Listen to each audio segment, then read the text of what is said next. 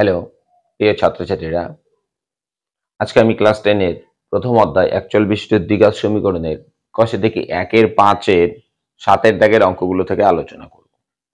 তো তোমাদের 7 নম্বর অঙ্কে বলেছে প্রমাণ করি যে 2 into square plus B square into x square plus 2 into A plus B into x plus 1 is equal to 0। দ্বিঘাত সমীকরণের কোনো বাস্তব বীজ থাকবে না যদি A not is equal to B হয়। এই যে দ্বিঘাত সমীকরণটা যে এখানে দেওয়া আছে, এই দ্বিঘাত সমীকরণটার কোনো বাস্তব বীজ থাকবে না। কখন থাকবে না? এখানে বলেছে যখন A not is equal to B হয়। তাহলে এই যে এখানে যে দ্বিঘাত সমীকরণটা দেওয়া আছে, এই দ্বিঘাত সমীকরণ থেকে আগে আমরা এ বি এবং সির মানটা বের করি। তো অঙ্কটা তুলে নেই। অঙ্কটা কি আছে?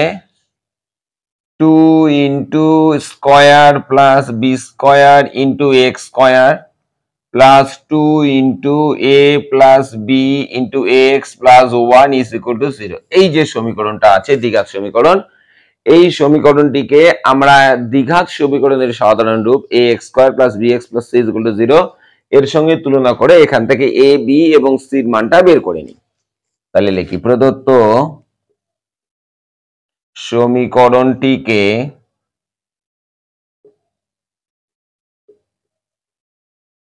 ax square plus bx plus c is equal to 0 এর সঙ্গে তুলনা করে পাই। তাহলে এখান থেকে বের করি a কত, b কত এবং c কত। তাহলে a is equal two ax square, এখানে আছে 2 into square plus b square into x square, তাহলে x স্কয়ার বাদ চলে যায়। তাহলে এই যে বাকি যে অংশটা থাকছে এটা টোটালটাই a। তাহলে 2 into square plus b square, এটা হচ্ছে a, কমা দেই b ইজ ইকুয়াল টু, এখানে হচ্ছে bx। তাহলে 2 into a plus b into x, x বাদ চলে যায়, তাহলে b এর জায়গায় কোনটা দাঁড়াচ্ছে? এই অংশটা। তাহলে 2 ইনটু a প্লাস b এবং c is equal two, c হচ্ছে শেষে কত আছে? 1। তাহলে a b এবং c আমরা পেয়ে গেছি। এখানে কি বলেছে? দ্বিঘাত সমীকরণের কোনো বাস্তব বীজ থাকবে না। তো আমরা জানি দ্বিঘাত সমীকরণের কখন বাস্তব বীজ থাকবে না? যখন নিরূপকের মানটা 0 থেকে ছোট হবে। যখন নিরূপকের মানটা 0 থেকে ছোট হবে তখন দ্বিঘাত সমীকরণের কোনো বাস্তব বীজ থাকবে না। তাহলে লিখি, তাহলে এখানে দেখি নিরূপকের মানটা কত আসে। সুতরাং নিরূপক সমান সমান, নিরূপক আমরা কোনটাকে বলি? নিরূপক বলি হচ্ছে বি স্কোয়ার মাইনাস 4ac। দেখি এখানে নিরূপকের মানটা কত আসে। তাহলে সমান সমান দেই, তাহলে বি স্কোয়ার, বির মান কত? বির মান হচ্ছে এটা।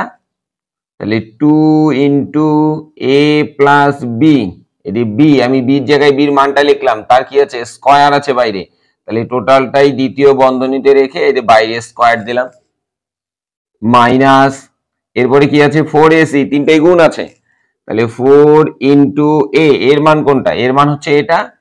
তাহলে 2 ইন্টু স্কোয়ার প্লাস হচ্ছে বি স্কোয়ার, 4 ইন্টু এ ইন্টু কি আছে? সি, সি কোনটা? সি হচ্ছে শেষেরটা, হচ্ছে 1 সমান সমান দেই। এটার স্কোয়ার আছে, তার মানে এটা কয়বার গুণ? 2 বার গুণ। তাহলে 2 সংখ্যাটার 2 বার গুণ করলে হচ্ছে 4।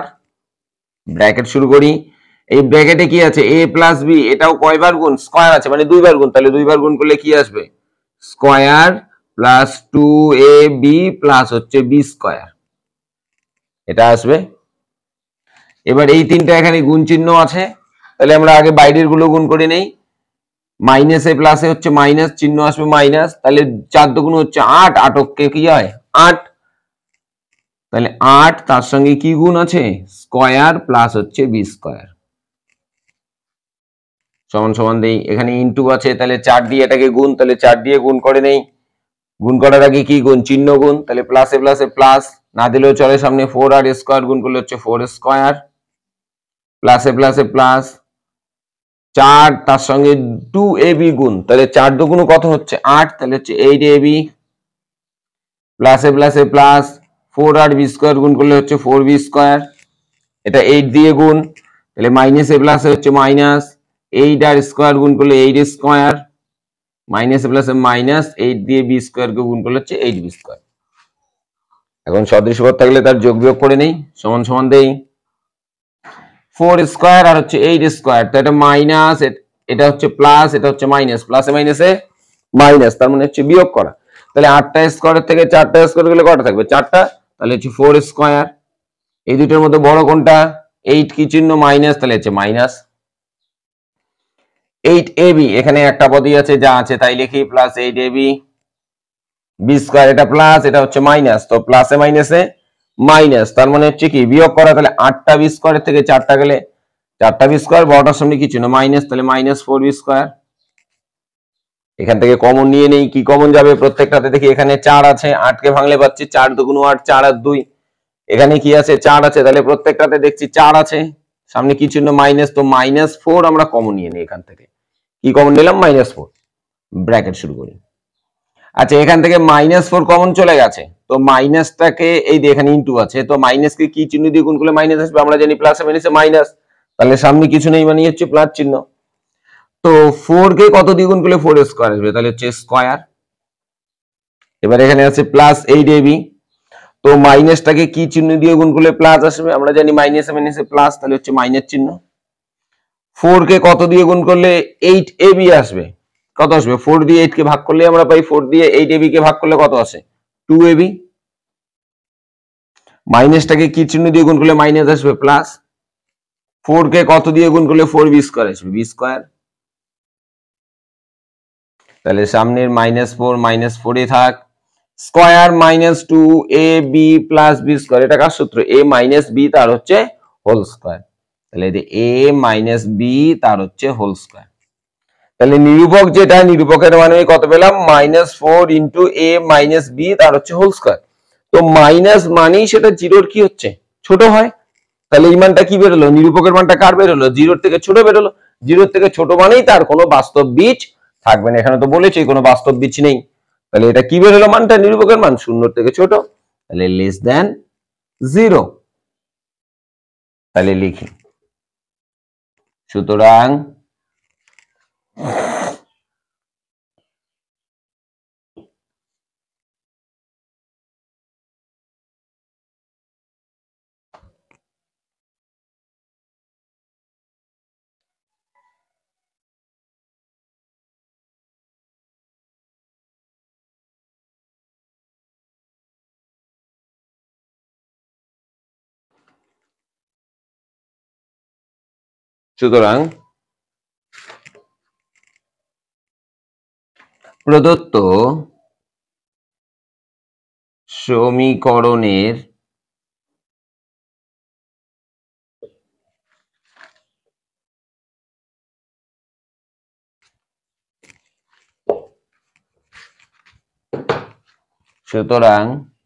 প্রদত্ত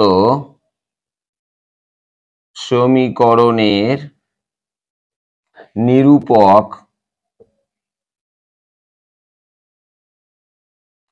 ঋণাত্মক। তাহলে যদি ঋণাত্মক হয় নিরূপকের মানটা, তাহলে কি হবে? কোনো বাস্তব বীজ থাকবে না। সুতরাং প্রদত্ত সমীকরণের কোনো বাস্তব বীজ নেই।